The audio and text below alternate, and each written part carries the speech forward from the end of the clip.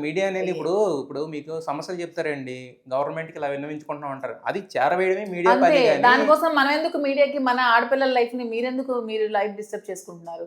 ఇప్పుడు నువ్వు మాట్లాడితే నీ లైఫ్ డిస్టర్బ్ అవుతుంది, ఆ అమ్మాయి లైఫ్ డిస్టర్బ్ అవుతుంది. అలా ఎప్పుడు కూడా ఆడపిల్లలు ఎవరు మీడియా ఎక్కి ఎవరి లైఫ్‌ని స్పాయిల్ చేసుకోకండి. హ్యాపీగా ఇలా ఉంచుకున్నంత వరకు మన లైఫ్ బావుంటుంది. ఇలా ఓపెన్ చేస్తే బట్ అసలు కాకపోతే అక్కడ ఎక్కువ సపోర్ట్ గౌతమికే వస్తుంది. మీరు అవన్నీ నా నా నేను చెప్పాల్సింది ఏంటంటే మహిళలుగా మీరు మీడియాకి ఎవరి లైఫ్‌ని స్పాయిల్ చేసుకోకండి. అంతవరకే. అందులో ఏం జరుగుతుందో నిజాలు నాకు తెలీదు. నాకు తెలియని దానికోసం నేను జడ్జ్‌మెంట్ ఇవ్వలేను. యెస్. అయితే మీరు 'బిగ్ బాస్ 9'కి వెళ్తున్నారు కదా!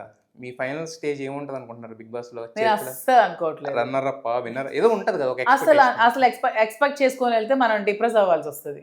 ఎక్స్‌పెక్ట్ చేయకుండా వెళ్తే హ్యాపీగా ఏదైనా సరే తీసుకోగలం. అది. అయితే నాకు ఇప్పుడు అర్థం అవుతుంది శ్రీనివాస్ గారు అంత హెల్తీగా, హ్యాపీగా ఎలా ఉండగలుగుతున్నారనేది.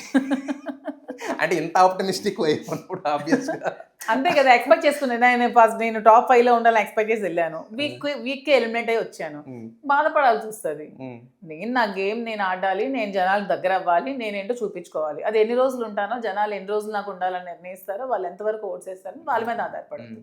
అంతేగాని నేను ఇన్ని రోజులే ఉండాలి, నేను టాప్ 1కి వెళ్ళాలి, టాప్ 2లోనే ఉండాలని అనుకోవట్లేదు. గెలవాలని ప్రతి ఒక్కరు అనుకుంటారు. అలాగే మీరు ఎప్పటి నుంచి ఫాలో అవుతున్నారు 'బిగ్ బాస్' మామూలుగా?